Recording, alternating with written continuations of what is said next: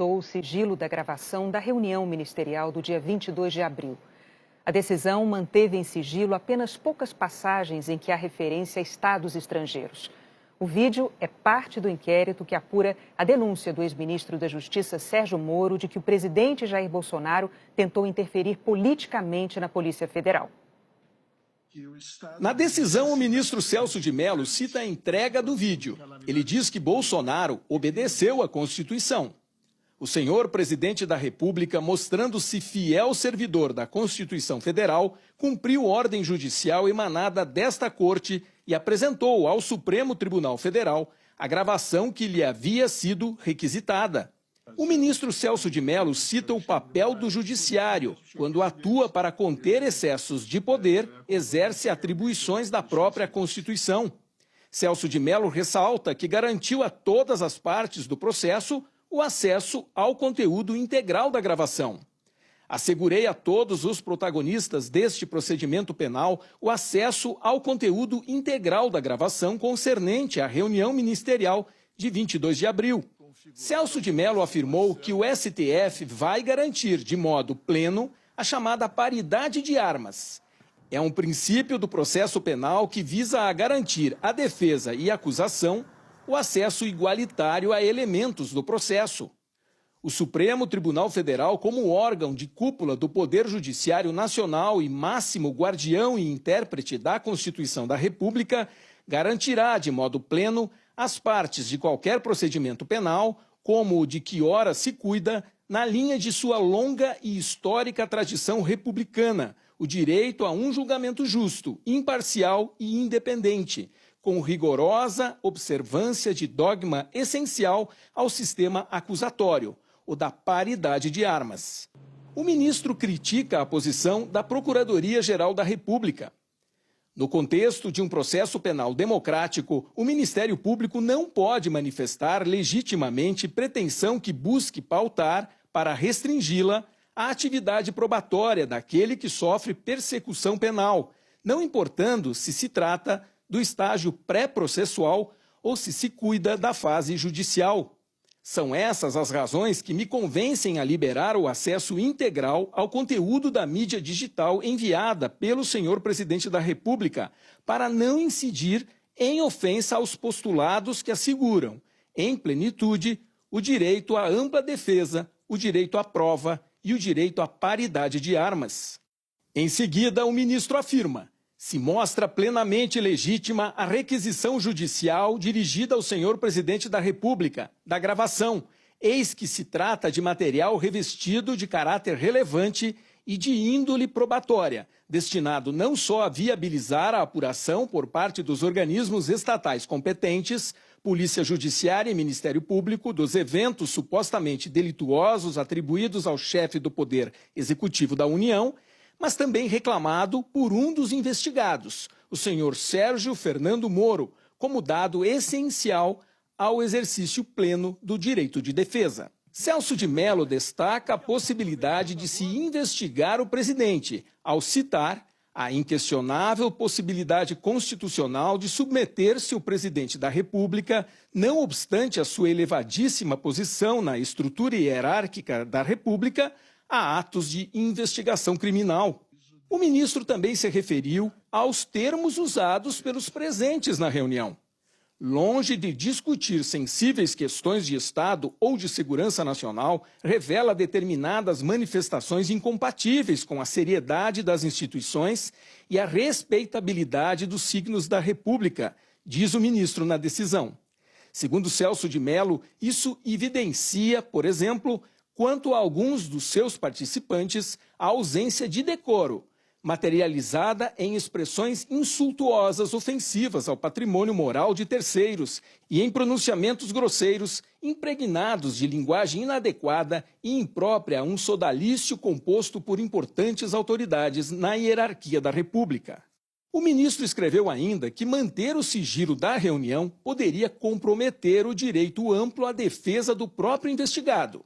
Estender-se o manto do sigilo aos eventos que só a liberação total do vídeo seria capaz de revelar implicaria transgredir o direito de defesa de referido investigado, que deve ser amplo, além de sonegar aos eminentes senhores ministros do Supremo Tribunal Federal, aos ilustres senhores deputados federais e aos protagonistas deste procedimento penal o conhecimento pleno de dados relevantes constantes da gravação em referência, vulnerando-se frontalmente, desse modo, o dogma constitucional da transparência instituído para conferir visibilidade plena aos atos e práticas estatais. Perto de concluir a decisão, o ministro mais antigo do Supremo, que este ano vai se aposentar ao completar 75 anos, diz que não vê matéria de segurança nacional e nem ofensa ao direito de intimidade dos participantes da reunião. Não vislumbro na gravação em causa matéria que se possa validamente qualificar como sendo de segurança nacional, nem constato ofensa ao direito à intimidade dos agentes públicos que participaram da reunião ministerial em questão, mesmo porque inexistente, quanto a tais agentes estatais, qualquer expectativa de intimidade, ainda mais se considerar que se tratava de encontro para debater assuntos de interesse geral, na presença de inúmeros participantes, circunstância que afasta qualquer obstáculo à disclosure da integralidade do que se contém na mídia digital em referência, notadamente porque, como já precedente destacado, nem a reunião ministerial de 22 de abril de 2020. Na decisão, o ministro Celso de Mello considerou que houve um possível crime contra a honra cometido pelo ministro da Educação, Abraham Weintraub, durante a reunião, e determina que os ministros do Supremo Tribunal Federal sejam informados dessa ofensa.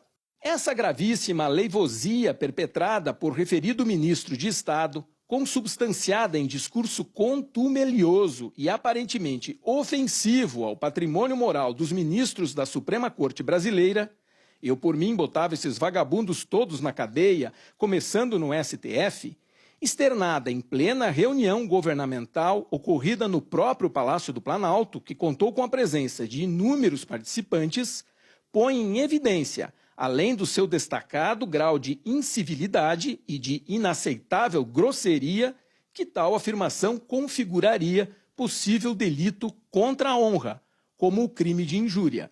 Celso de Mello deixa claro que cabe à Câmara autorizar um eventual processo penal contra o presidente. Isso só ocorre se a Procuradoria-Geral da República decidir denunciar o presidente ao fim das investigações. Os principais trechos da reunião estão no centro da denúncia do ex-ministro Sérgio Moro, a de que o presidente tentou interferir politicamente nas investigações da Polícia Federal. Por diversos momentos, no encontro com ministros, Jair Bolsonaro externou insatisfação com as informações que recebe dos serviços de inteligência. Disse que elas o desinformam e que somente o sistema particular dele de informação funciona, sem explicar que sistema é esse. Bolsonaro ainda falou sobre a preocupação de que familiares e amigos dele sejam prejudicados. Na reunião, o presidente faz uma metáfora, como se o governo fosse um barco que estivesse fazendo água. Pede aos ministros ajuda e diz que tem o poder de interferir em todos os ministérios. O apelo que eu faço a todos que se preocupem com política para não ser surpreendido. E eu não vou esperar o barco começar a afundar para tirar água. Estou tirando água e vou continuar tirando água de todos os ministérios. Do canto é isso. A pessoa tem que entender. Se não quer entender, paciência, pô. E eu tenho o poder e vou interferir em todos os ministérios, sem exceção. Nos bancos eu falo com o Paulo Guedes, se tiver que interferir. Nunca tive problema com zero problema com o Paulo Guedes. Agora, os demais, vou. Em seguida, o presidente reclama da falta de informações que julga que deveria receber. Este é um dos trechos cuja transcrição já havia sido divulgada pela Advocacia Geral da União. Nele, Bolsonaro deixa clara sua insatisfação com os relatórios de informações que Polícia Federal, Forças Armadas e a ABIN fornecem à presidência. Bolsonaro fala: eu não posso ser surpreendido com notícias. Eu tenho a PF que não me dá informações. Eu tenho as inteligências das Forças Armadas que não têm informações. A ABIN tem seus problemas. Tem algumas informações. Só não tenho mais porque está faltando, realmente, temos problemas, aparelhamento, etc. Mas a gente não pode viver sem informação. Quem é que nunca ficou atrás da porta ouvindo que seu filho ou sua filha está comentando? Tem que ver, depois que ela engravida, não adianta falar com ela mais. Tem que ver antes. Depois que o moleque encheu os cornos de droga, não adianta mais falar com ele, já era. E a informação é assim. Bolsonaro fez comparações com sistemas de informação estrangeiros e voltou a criticar o sistema de informações que o abastece e a falar em interferir. E me desculpe, o serviço de informações nosso, todos, são uma vergonha, que eu não sou informado. E não dá para trabalhar assim, fica difícil. Por isso, vou interferir. E ponto final, pô. Não é ameaça, não é uma extrapolação da minha parte, é uma verdade. Como eu falei, né? Dei os ministérios para os senhores, o poder de veto. Mudou agora, tem que mudar, pô. Com a reunião mais avançada, Bolsonaro volta a reclamar de falta de informações, ao dizer que apenas o seu serviço particular funciona. O presidente não explica que sistema particular é esse e, com um palavrão, lista familiares que não gostaria de ver prejudicados. Ao final, diz também com um palavrão que não vai esperar seus familiares e amigos se prejudicarem, que antes disso trocaria alguém da segurança na ponta da linha, ou se não conseguisse, trocaria o chefe ou o ministro. Sistema de informações, o meu funciona. O meu particular funciona. Os que tem oficialmente, desinforma. E voltando ao tema, eu prefiro não ter informação do que ser desinformado por cima de informações que eu tenho. Então, pessoal, muitos vão poder sair do Brasil, mas não quero sair, ver a minha irmã de Eldorado, outra de Cajati, o coitado do meu irmão, capitão do exército de lá de Miracatu, como é perseguido o tempo todo.